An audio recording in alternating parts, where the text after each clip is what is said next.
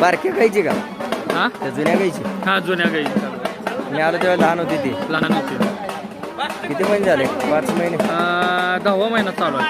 10वा. हां मला येऊन जेवढं महिने झालं. तुम्हाला येऊन 4-5 महिने झाला असते. आल्यावर 3 महिने असतील. हां मग 3-4 महिने गाई आणले का?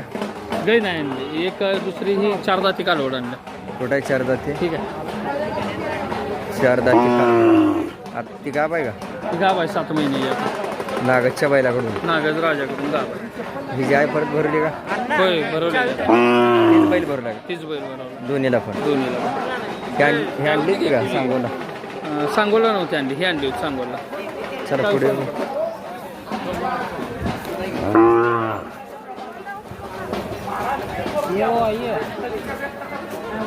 एक मिनिट. नमस्कार. आज भेट झाली आपण. काय आणले काय? शब्द खाली पडतात. आम्ही कुठं चुकलो आहोत आणि मालक कुठं आहे गाईचा? चांगलं लक्षात आलं आहे. आतमध्ये येत का? मजकत असावं का बैल आणा नव्हता? असावं त्या विचाराला भरावून का दिलाय? आमची पुरे का फिरून येतो? आमची संस्कृती जुन्या जाणतेच आहे काळा कोण? आणि जुनं जाणतेच काळा कोणाचं आपलं नाही. नाही नाही दुष्परिणाम होतो ते आज बरं जाताना भेटू. परत 5-10 मिनिटं बोलू. या घरी. माझ्या नाही लक्षात राहिलं तर मला फोन करा. मामा नाही आले घरी, जरा माणसं आली त्यामुळे. बैलगाडीत बसायची आणि वडील तुझा बैलगाडी चालवायचा आणि त्याच्या पाठीमागे काय बनलेली असायची. म्हणजे दोन्ही लक्ष्मी घरी येत होत्या त्या. आज लक्ष्मीच त्या स्कॉर्पिओ येते आहे.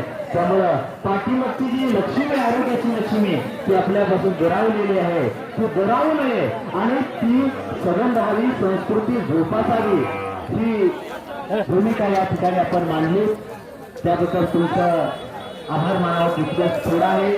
यानंतर आपल्या जे निवडीचा कार्यक्रम आहे तो या ठिकाणी पार पडणार आहे.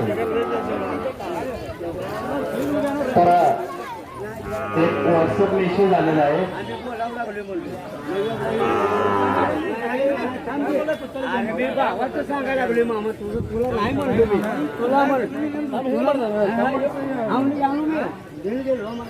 आता यानंतर वर्षातून जो कालवड गट आहे तो